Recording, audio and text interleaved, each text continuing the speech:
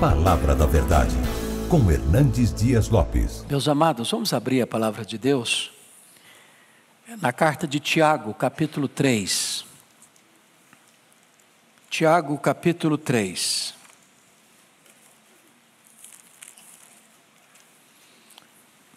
Faremos a leitura do verso 1 ao verso 12.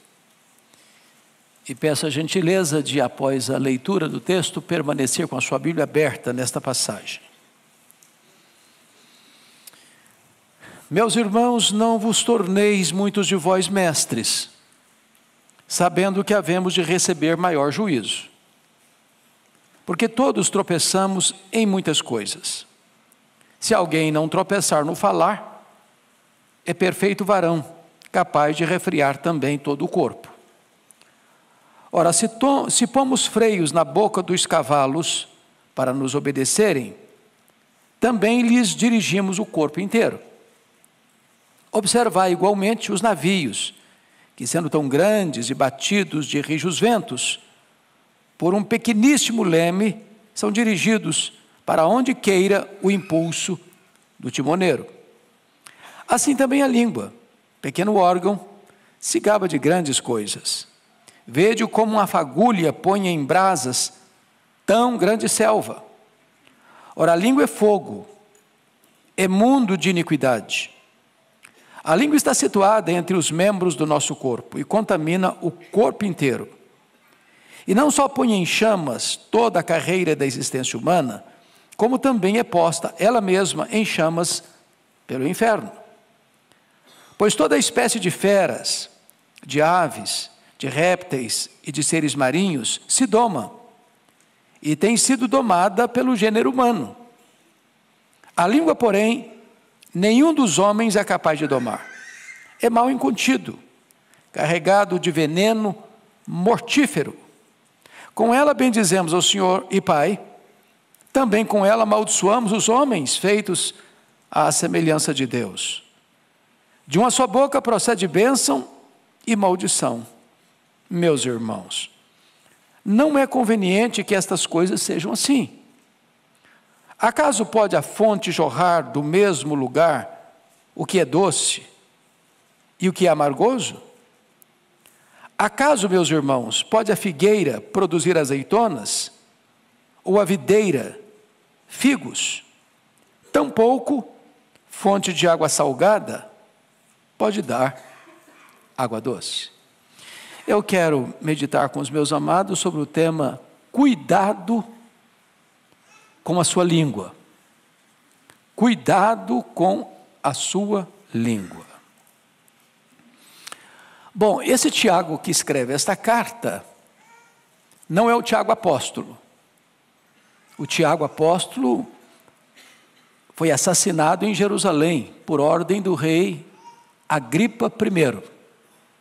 Esse Tiago aqui é o filho de Maria, é o irmão de Jesus, que foi convertido apenas após a ressurreição de Jesus, e que se tornou um líder da igreja de Jerusalém. Inclusive foi ele quem presidiu o primeiro concílio da igreja em Jerusalém, conforme relatado em Atos capítulo 15. Tiago é considerado o livro de Provérbios do Novo Testamento. Talvez a carta mais prática que nós temos no Novo Testamento. Os historiadores dizem que Tiago foi um homem de oração a ponto de ser chamado o homem de joelhos de camelo. Tal a forma com que ele orava de joelhos, que engrossou seus joelhos, e ele era esse homem prático, por isso homem de oração. Nesta carta, ele carrega as tintas para enfatizar que o cristianismo prático passa pela nossa comunicação, passa pelo uso da língua. Se não, vejamos, olha aí capítulo 1, verso 19 comigo, e peço que você leia essa passagem comigo, toda a igreja comigo, Tiago 1,19, vamos juntos? Sabeis estas coisas, meus amados irmãos, todo homem, pois, esteja pronto para ouvir, tardio para falar, tardio para se irar. Então, o primeiro conselho dele na carta é: seja tardio para falar, pense melhor, pense bem. A língua é o megafone do coração. A língua só fala o que é produzido no coração. Então, reflita antes de falar. Segundo conselho, olha comigo capítulo 1, verso 26, vamos todos ler. Se alguém supõe ser religioso, deixando de refrear a língua, antes enganando o próprio coração, a sua religião é vã. Por que você engana o coração? Porque se você não refreia a língua e está dizendo meu coração é bom, mas a língua é má, tem uma incoerência aí, você está enganando a você mesmo. A língua é como esse painel do seu carro, é um espelho. Ele só vai reproduzir o que está programado. Você programa no seu celular, ele aparece no espelho. O coração é a fonte, a língua é o megafone do que é produzido no coração. Então, se você não refreia a sua língua, então a sua religião é de boca para fora, não é sincera, não é verdadeira, porque tudo emana e procede do coração.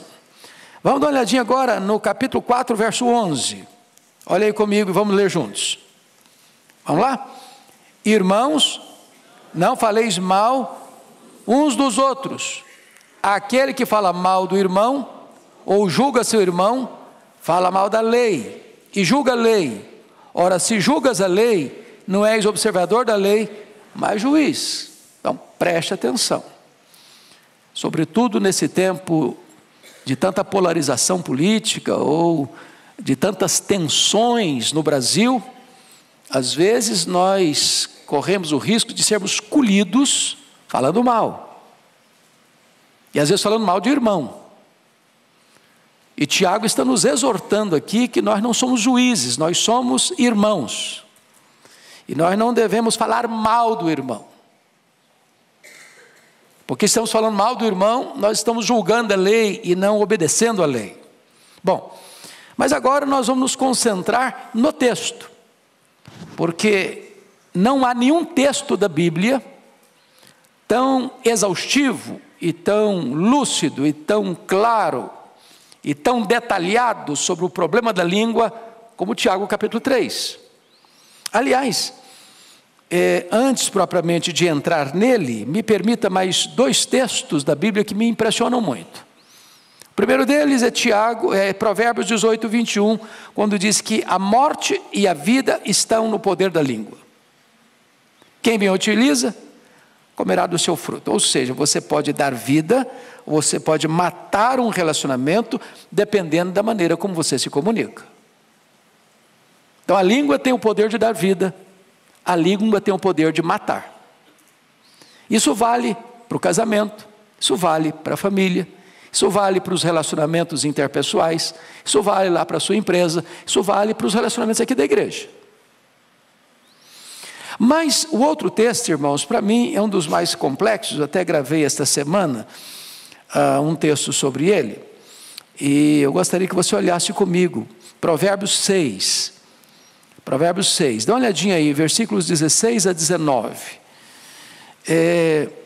todo pecado é abominação para Deus, não há pecadão, pecadinho, todo pecado é grave e é maligníssimo, mas há pecados que têm consequências mais graves, olha comigo o que Salomão vai registrar em Provérbios 6, 16 a 19, você pode ler comigo? Vamos juntos? 6 coisas o Senhor aborrece, e a 7ª a sua alma abomina. Então para um pouquinho. Então tem 6 pecados que ele vai listar aqui que Deus aborrece. Ele vai citar um pecado dentre esses 6, que é o 7º, ou dentre esses 6 não, além desses 6, que é o 7º, que aí há uma força maior na expressão. A alma de Deus abomina. Então vamos aos 6 que Deus aborrece. Primeiro, olhos altivos, orgulho, Deus aborrece orgulho. Segundo, língua mentirosa, mentira, Deus aborrece mentira. Terceiro, mãos que derramam sangue, inocente, assassinato, desde a vida intrauterina, em qualquer fase da vida, Deus aborrece. Quarto, coração que trama projetos iníquos, maldade, Deus aborrece. Quinto, pés que se apressam a correr para o mal, violência, Deus aborrece. Sexto, pecado que Deus aborrece, testemunha falsa que profere mentiras, perjúrio. Último pecado, sétimo, esse a alma de Deus abomina, ou seja, para Deus é mais grave do que orgulho, para Deus é mais grave do que mentira, para Deus é mais grave do que assassinato, para Deus é mais grave do que violência, para Deus é mais grave do que perjúrio. O que é que a alma de Deus abomina? Vamos lá? E o que semeia? Contendas entre irmãos. Para um pouquinho agora para pensar, quão grave é isso aos olhos de Deus.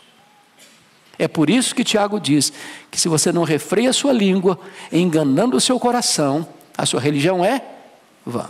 Então, dito isto, vamos agora para Tiago 3, que é o texto em pauta.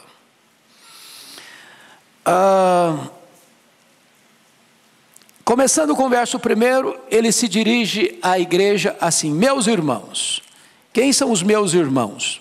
Capítulo 1, versículo 1, ele está se dirigindo às 12 tribos que se encontram na dispersão. Então é gente que está passando por lutas na vida. Quando você está passando por lutas na vida, sobretudo injustiça, porque dispersão significa que o cara teve a sua casa saqueada, seus bens sequestrados, ele está perambulando pelo mundo, ele está passando uma situação difícil, e ele então se dirige a essa comunidade, diz: meus irmãos, não vos torneis muitos de vós mestres, sabendo que havemos de receber maior juízo. O que ele está dizendo?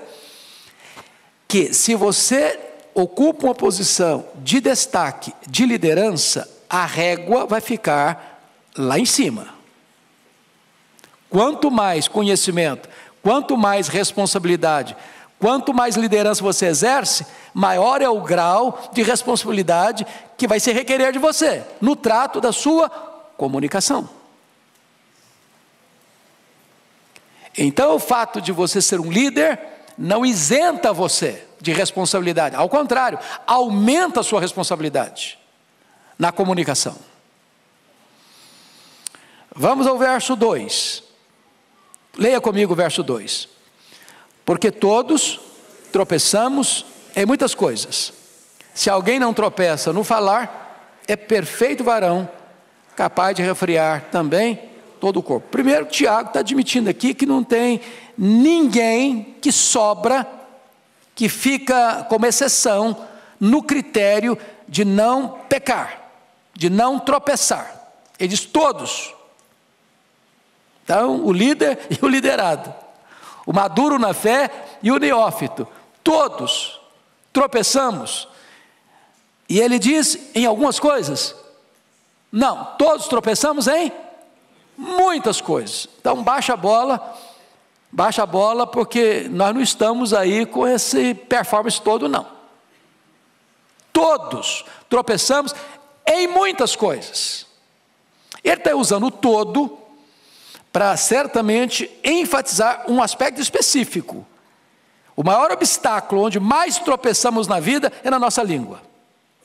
Ela é tão comprida que ela serve de laço para os nossos pés. E agora, depois que ele trata disso,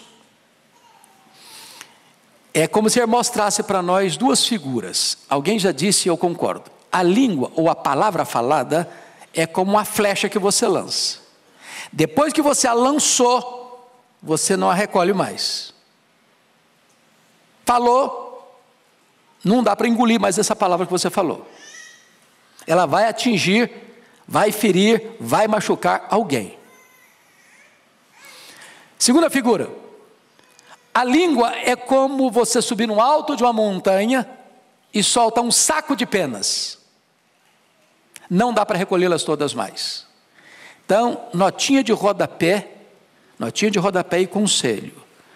Não discuta em mídias sociais. Isso é soltar um saco de penas.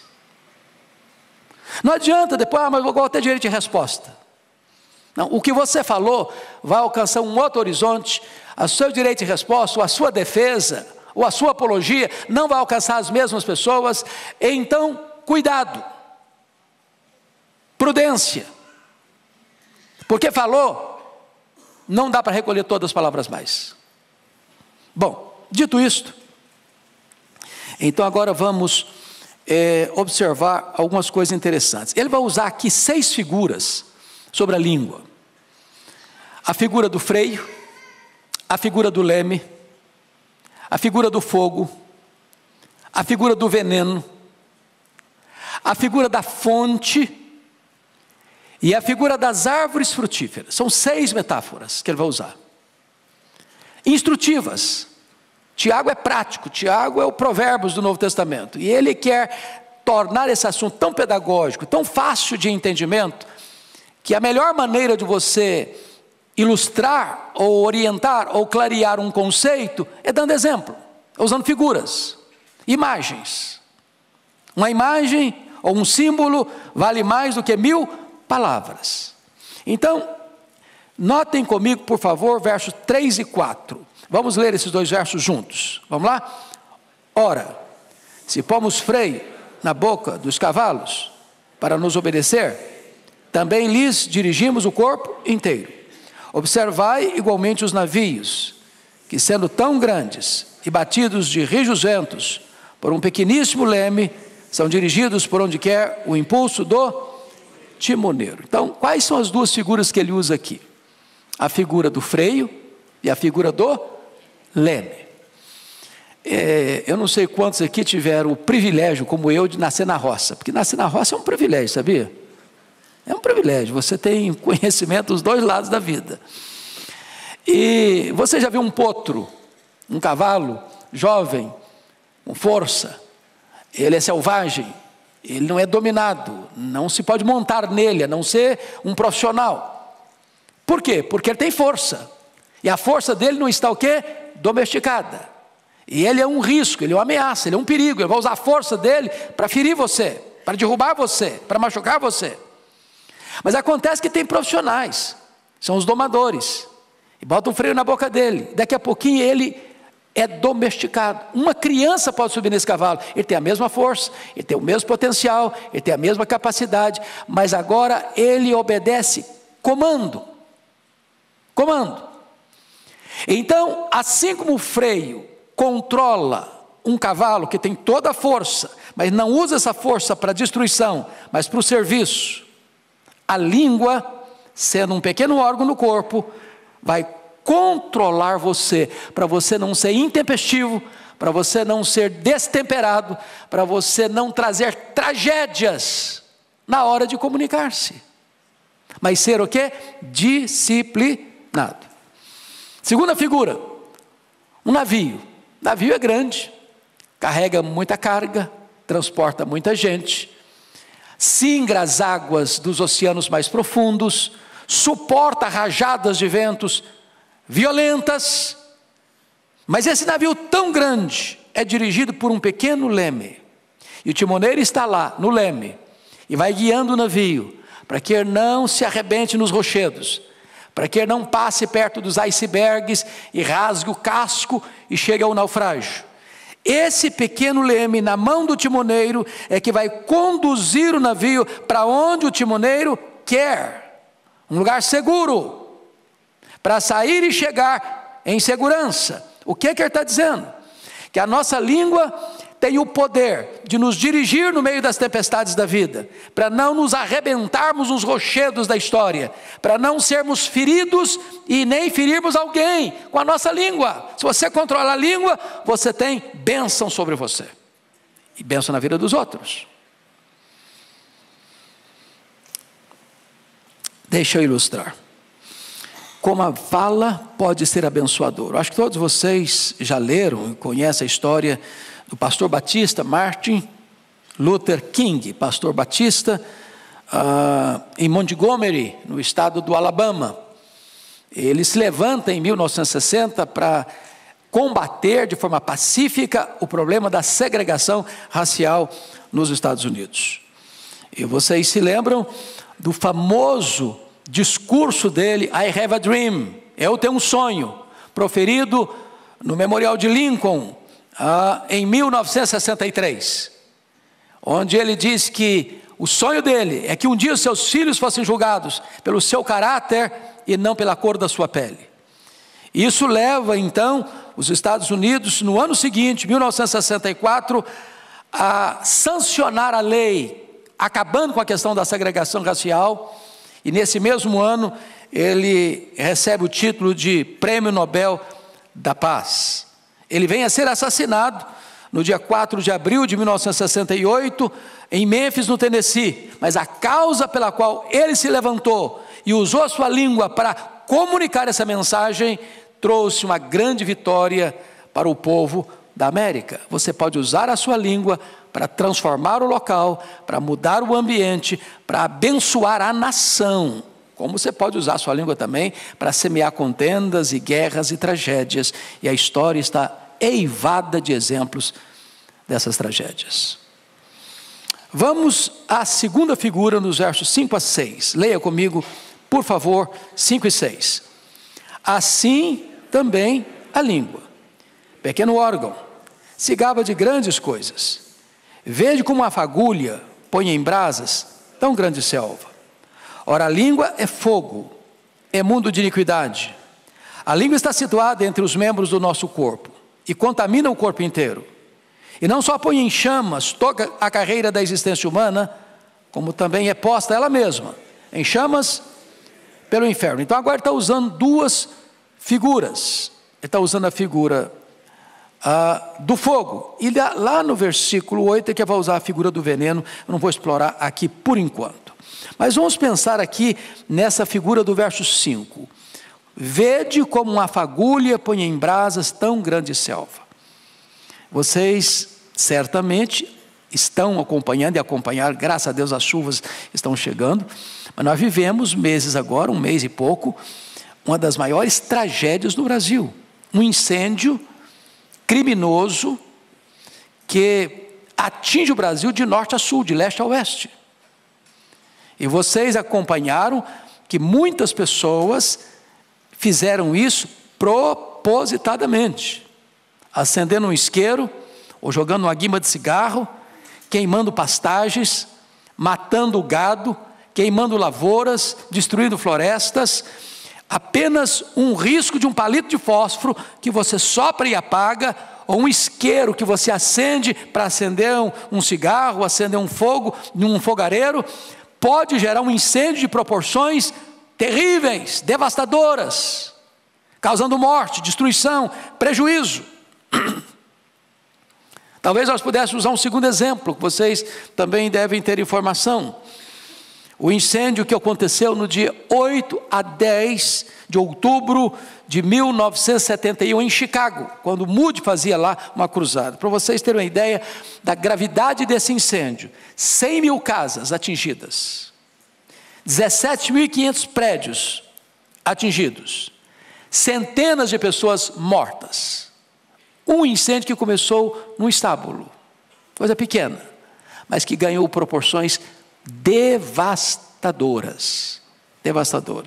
Ou poderíamos ainda citar o incêndio de 17 a 24 de julho do ano 64, na capital do Império Romano, a cidade de Roma, quando dos 14 bairros de Roma, 10 foram devastados pelas chamas.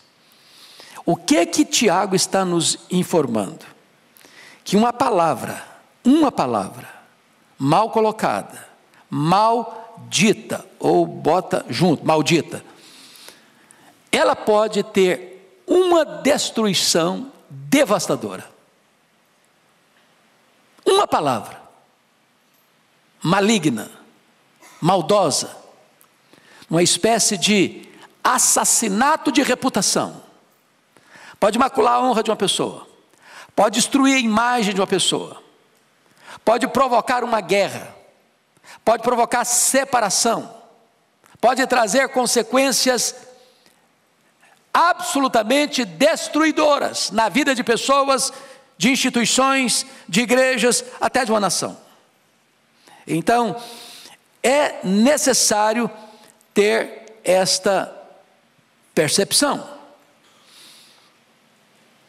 Versículo 6, veja comigo o que Tiago vai dizer. Além da língua ser uma fagulha de fogo, ele vai dizer que a língua contamina e destrói. Versículo 6, ora, a língua é fogo. Preste atenção, ele não diz que a língua é como fogo. Agora ele não está ilustrando, agora está fazendo uma afirmação. A língua é fogo. Fogo queima, fogo dói, fogo destrói, fogo mata. A língua é fogo. Mas ela não é apenas fogo, ela é o quê? Mundo de iniquidade. Ela contamina o corpo inteiro. A língua está situada entre os membros do nosso corpo e contamina o corpo inteiro. O veneno que está na língua vaza, espreme, esguicha para o corpo inteiro. Alguém já disse que a fera mais peçonhenta do mundo está escondida atrás da toca dos dentes. Pensa numa cobra venenosa. A língua é mais venenosa. Pensa num fogaréu. A língua é um fogo mais perigoso ainda. Agora veja você a afirmação. E não só põe em chamas a carreira da existência humana. Você já pensou que é isso? Ele está dizendo, a língua mata. Quantos assassinatos, irmãos, surgiram na história? Quantas guerras, levando milhares de pessoas à morte, foram produzidas pela língua, pela mentira, pelo perjúrio, pela falsa acusação, pela maledicência, pela fofoca. Ela põe fim à existência da carreira humana, ou seja, ela mata, ela destrói. Agora o que vai acontecer com ela? Versículo 6, como também é posta ela mesma em chamas pelo inferno, ou seja, ela condena ao inferno a própria pessoa que fala. A pessoa que fala é um instrumento do inimigo, e ela arrasta a própria pessoa para a destruição do inferno. Então, ela contamina e destrói. Então, ela é fogo, é uma fagulha pequena que incendeia uma selva, ela contamina e destrói. Terceiro lugar, a língua é indomável. Vamos ao verso 7 e 8, leia comigo, por favor. Pois toda espécie de feras, de aves, de répteis, de seres marinhos, se doma, tem sido domada pelo gênero humano. A língua, porém, nenhum dos homens é capaz de domar. É mal incontido, carregado de veneno mortífero. Vamos pegar só até impossível de domar. Então, ele está usando aqui uma possibilidade, um fato, uma realidade. Deus criou o homem, colocou o homem no jardim, deu ao homem a capacidade de dar nome aos animais e mais, de dominar sobre as aves dos céus, sobre os animais da terra e sobre os peixes do mar. Ou seja, o homem recebe o poder de Deus para domesticar e dominar os animais voláteis, os animais terrestres e os animais aquáticos. O homem tem esse poder e, de fato, o homem tem exercido esse papel. Ele doma mesmo as aves dos céus, os animais da terra e os peixes do mar. O homem tem essa habilidade, essa gestão, esse governo concedido pelo próprio Deus. Agora, depois de fazer essa declaração tão ampla, ele diz assim: a língua, porém, nenhum dos homens é capaz de domar. Quantos homens não conseguem domar a língua? Quantos? Nenhum. Então, baixa a bola de novo. Nenhuma pessoa nesse auditório, nem nas milhares de pessoas que estão nos assistindo, pode cruzar os braços. Isso aí não tem nada a ver comigo. Eu sou um perfeito varão que nunca tropecei na minha língua. Quem de nós ousa dizer que nunca errou?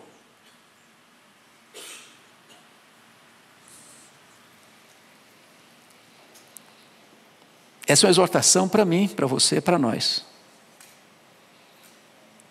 Indomável. Indomável. O pensador grego, Sócrates, tinha uma maneira de lidar com as pessoas que vinham trazer para ele notícias.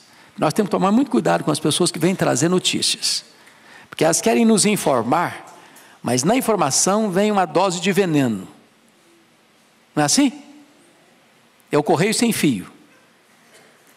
E às vezes é o pecado que a alma de Deus mais abomina, é quem semeia contenda entre irmãos.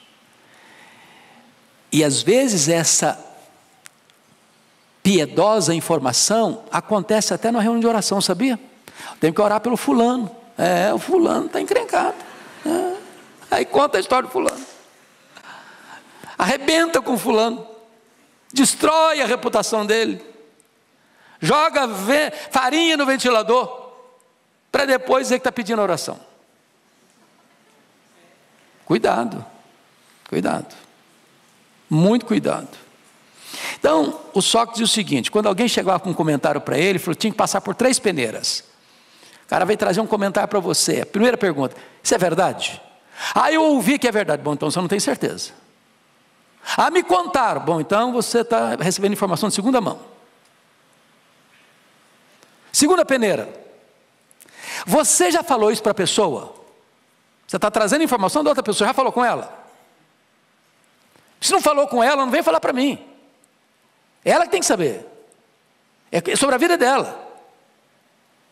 Terceira peneira: isso vai ajudar a resolver o problema? Você me contar? Porque se não vai ajudar, nem me conte, não tem interesse em saber. Bom, esse cara não era crente, mas o conselho serve. O conselho serve. É verdade? Você já falou para a pessoa? Isso vai ajudar a resolver o problema? Então, cuidado com essa língua que é rebelde, é um cavalo que não se doma, é um navio sem leme. Cuidado. Mas aí ele vai usar uma outra figura agora, como disse para vocês, que é a figura do fogo e a figura do veneno. Olha o versículo 8, parte B. É mal incontido, carregado de veneno, o quê? Mortífero. Tem veneno que ele é mais ou menos mortífero. A pessoa fica doente, mas não morre de imediato. Agora, se você tomar um copo de arsênico, vai cair mesmo. Vai morrer mesmo. Então, o que ele está usando? As duas figuras que ele está usando? É que tanto o fogo quanto o veneno são 2 instrumentos de quê? De destruição. De destruição. E ele está usando essas duas figuras para dizer para você que a língua tem esse poder destrutivo. Uma pequena dose mata e destrói. Mas ele vai usar uma quinta figura aqui ainda. Versículo 9 e 10. A língua é incoerente. Leia comigo o versículo 9 e 10. Vamos lá? Com ela bendizemos ao Senhor e Pai. Também com ela amaldiçoamos os homens, feitos à semelhança de Deus. De uma só boca procede bênção e maldição. Meus irmãos, não é conveniente que essas coisas sejam assim. Então, ele está usando aqui 2 realidades e dando um conselho. Quais são as 2 realidades? É que a língua é incoerente. Como assim incoerente? Com ela nós bendizemos a Deus. Aqui no culto público. Ali no pátio. Ali embaixo, a gente já fala mal do irmão.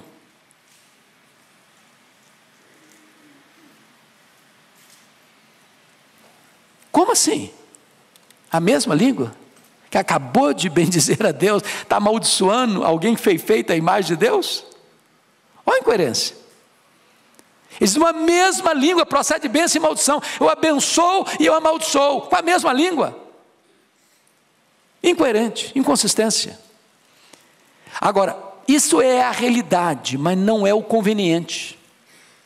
Ele exorta. E qual é a exortação dele? Meus irmãos, ele está fazendo um apelo para os irmãos. Veja que ele não está falando para os ímpios, ele não está falando para os pagãos. Ele não está falando para a gente não convertida. Ele está falando para a gente que nasceu de novo. Meus irmãos, isso não é conveniente. Não é porque as coisas acontecem que você agora, não, mas é isso mesmo, nós somos todo mundo fraco mesmo, nós somos tudo pecador mesmo, então deixa eu soltar a língua, deixa eu soltar mesmo o verbo, deixa eu falar o que eu quiser falar, e ninguém tem nada a ver com isso. Tem sim. Tem sim. Aquele que não refreia a sua língua, enganando o próprio coração, a sua religião é o quê? Vã. Bom, dito isto, vamos encerrar com o último ponto que ele menciona para nós. Se a língua tem o poder de dirigir, como o freio do cavalo e o leme do navio, se a língua tem o poder de destruir, como o fogo e o veneno, em terceiro lugar, a língua tem o poder de deleitar, como uma fonte e como uma árvore frutífera.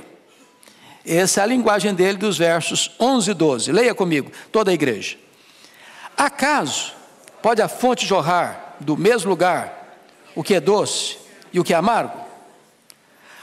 Acaso, meus irmãos, pode a figueira produzir azeitonas, ou a videira figos?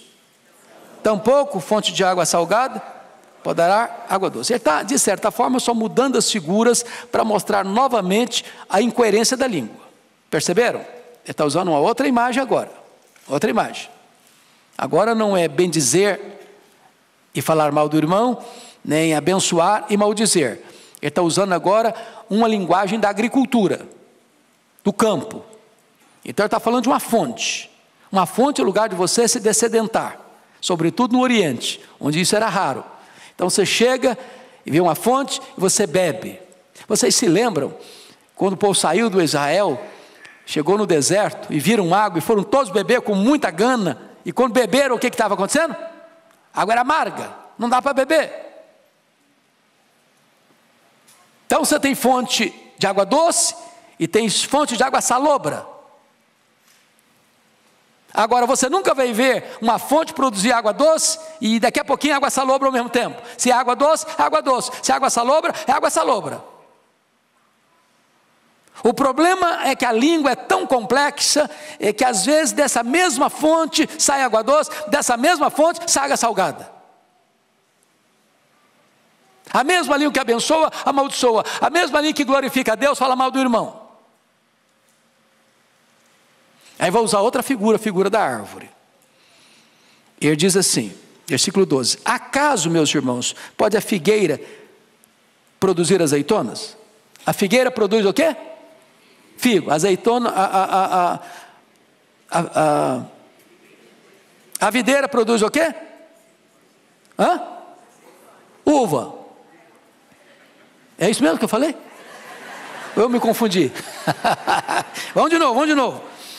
Acaso, meus irmãos, pode a figueira produzir azeitona? Então figueira produz o quê? Figo. O que produz azeitona? Oliveira. A videira produz o quê? Uva. Ela não produz o quê? Figo. O que produz figo? Figueira. O que ele está dizendo? A fonte produz aquilo que é da natureza dela produzir. Ela é fonte doce ou salgada? A árvore produz segundo a sua espécie. Você não vai colher azeitona de figueira. Você não vai colher uva de oliveira. Então, se cada árvore produz o seu fruto de acordo com a sua espécie, o que nós fomos? Regenerados. Nós somos coparticipantes da natureza divina. Nós temos agora um novo coração, uma nova mente, uma nova vida, pertencemos a uma nova família, uma nova pátria, somos o povo de Deus. E aí ele está concluindo dizendo o seguinte: assim como é incoerente com a mesma boca você exaltar a Deus e falar mal do irmão, com a mesma boca você abençoar e amaldiçoar, assim como é incoerente, ele diz, uma figueira produzir azeitona e uma videira produzir figo, porque foge à natureza da árvore, também ele diz assim, tampouco fonte de água salgada pode dar água doce. Ele encerra não favorecendo a ideia de que vamos continuar sendo incoerentes. Ele encerra dizendo, não é conveniente, gente, não é conveniente. Então, que Deus tenha misericórdia de nós, né? Que Deus tenha misericórdia de nós. Talvez nós pudéssemos dizer como Davi, que as palavras dos meus lábios, o meditar do meu coração, sejam agradáveis na tua presença. Você pode abençoar, você pode ter uma palavra terapêutica, as pessoas podem sair de perto de você mais animadas com a vida, mais encorajadas a viver. Você pode ter na sua língua a medicina e não o veneno. Você pode ser um construtor de pontes, não um cavador de abismos. Você pode ser um ministro da reconciliação e um pacificador e não um gerador de conflitos e contendas. Que Deus nos ajude. Amém.